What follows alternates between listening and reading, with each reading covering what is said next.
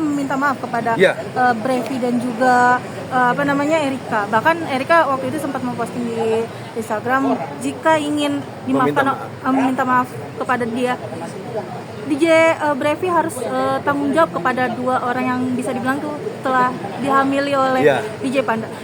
Mungkin dirimu sempat cross check juga nggak sih ke DJ Panda apakah benar memang ada dua wanita lain yang turut nasibnya seperti DJ Panda ada nyangkal nggak? Nggak ada sangkalan nggak dari DJ Panda? Dia katanya cuma ngikutin Erika aja kemarin.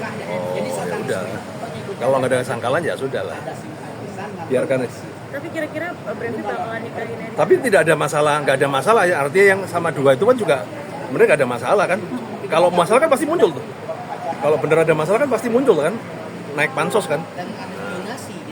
Tapi kalau dari versi DJ Pandanya sendiri cerita ke mungkin seperti apa sih ini terkait dua wanita yang bisa dibilang tuh sempat Aku tidak tahu, pasti nggak berani ngomong ya. Tapi pertanyaannya adalah apakah DJ Panda ini penjahat kelamin? Saya jawab ya gitu loh. Udah di depan matanya juga memang udah ngakui, udahlah kita nakal lah gitu lah.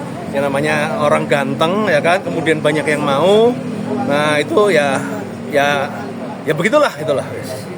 Terkait cancel culture yang diterima DJ Panda sendiri, gimana nih Om? Artinya banyak pekerjaan cancel semua. Baru kemarin dari Kodensu akhirnya dia dapat job. Om nyikapinya gimana sih Om? Ya ini kan dinamika lah. Ariel aja ya kan yang dulu di jazz sekarang tambah ngetop kan. Itu yang memang yang bikin kita tambah ngetop itu yang penting ganteng. Tapi Erika sama Brevi menurut Om ini mau nikah? Lah itu nggak tahu lah, itu saya nggak kenal sama dia kan. Ya harusnya Brevi orang DJ baik lah, dia bisa ini. Dan yang fakta menarik adalah yang saya nggak sadar, jadi ketika Dons itu dia ngobrol, nah ini kan kayak kisah gua dulu gitu loh. Jadi apa yang dialami DJ Panda ini mirip dengan kasusnya Brevi, cuman bedanya kan kalau di kasusnya Densu itu kan dia udah tahu ini bukan anakku gitu kan, kalau ini ya aku anaknya.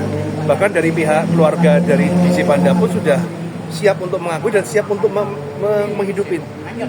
Ya walaupun tahu bahwa Erika sudah mempunyai uang yang banyak gitu ya, tapi dia tetap, papanya ngomong, aku sebagai kakeknya ya tanggung jawab, biaya persalinan tak bantu apa segala, mereka udah siap.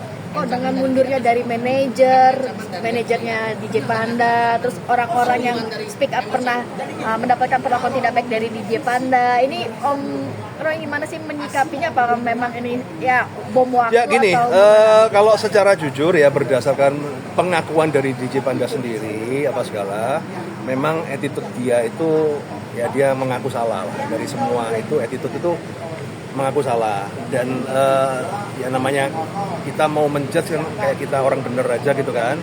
Nah tapi kan topik permasalahan kita kan bukan di situ. Topik permasalahan kita kan ya antara fokus sama Erika. Kalau masalah attitude ya itu masa lalu, itu kembali ke masing-masing ya, saya no comment ya. Karena kalau saya komen nanti saya juga ya kita juga pernah salah lah gitu. after dance gimana mungkin Om melihat perubahan dari DJ Panda sendiri? Harusnya akan lebih dewasa. Nah, karena kan beberapa kali saya ngurusin hal-hal seperti ini kan teman-teman berubah ya. Kayak dulu tuh saya kalau ada kasus Ivan Pudel Surabaya itu yang gempar itu, sekarang orangnya baik, kita berteman gitu loh. Jadi kadang-kadang Tuhan tuh merubah orang itu dengan cara yang ekstrim. Karena kalau nggak begitu besar kepala. Karena kan DJ Panda itu tidak disukai di kalangan DJ. Bukan karena mainnya, tapi karena dia paling ganteng dan paling ya antara kan ada ini kan persaingan lah, ekonomi seperti itu. Kok ini kan bisa dibilang kan kasus dari DJ Panda dan juga Erika ini menjadi atensi besar ya. Bahkan gak cuma dari kalangan masyarakat tetapi kalangan public figure. Salah satunya waktu itu sempat Mami DP mengomentari bahwa jika memang DJ Panda tidak merasa itu anaknya, kenapa harus bertanggung jawab? Justru DJ Panda itu merasa itu anaknya, karena jarak dihitung antara USG dan ininya itu tepat gitu loh. Cuman mungkin ada keraguan ya, karena kan podcastnya Erika kan ya begitu kan. Ini kan bukan permasalahan orang baik-baik ketemu orang jahat, ini kan permasalahan dua player lagi saling adu mekanik gitu kan. Tapi DJ Panda itu meyakini bahwa itu anaknya.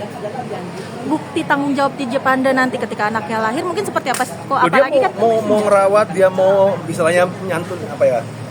Kalau orang Jawa itu kayak paruan gitu loh. Ya sudah lah, lu ada apa? Ya aku tetap nyantunin gitu loh. Tetap biayain anaknya, dia ada kesempatan. Walaupun Erika sudah mempunyai uang untuk membiayai anaknya pasti berlebih-lebih. Tapi dia sudah berkomitmen seperti itu. Ada obrolan gimana pengen DNA Apa? untuk DNA sendiri. Ya untuk memastikan ya mungkin ya pasti ya untuk memastikan. Oke, mungkin untuk kondisi Terutama kalau DNA itu ya mungkin justru ke keluarganya sih. Kalau di DJ Pandanya sih yakin, tapi kan papanya kan ya udah. Jadi bener putuku enggak gitu kan kalau bisa sama-sama tes DNA. Oke, mungkin Om terakhir Om, ini kan jadi setelah pasca dari Densu, mungkin netizen jadi kayak sekarang membela Panda, artinya semua mungkin. Dan gini ya, Panda ini tidak berniat untuk memperpanjang ini.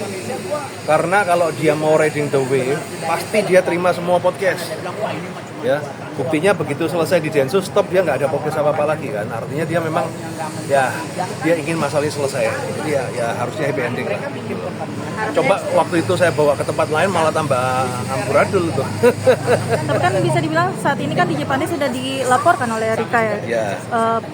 Mungkin gimana nih Kom dari DJ Panda sendiri sempat cerita Jadi kemarin sudah kita ngobrol, dia siap kalaupun sampai terjadi apa-apa dia menyesal dengan segala konsekuensi. Kalau hukumnya berlaku pun dia siap. Itu yang diomongin ke saya, dan itu juga yang disarankan ke papanya. Udah kamu jadi lelaki harus tanggung jawab. Kalau memang salah. Kalau memang ini ya udah siap. Gitu. Berarti bisa dibilang DJ Panda siap untuk melakukan proses hukum ya Ko? Ya. Nah, cuman kan kalau namanya melapor itu kan semua orang itu kan bisa melapor. Cuma nanti kan kita tunggu apakah laporannya itu naik dari lidik ke sidik, kemudian ditetapkan tersangka, itu kan masih tunggu.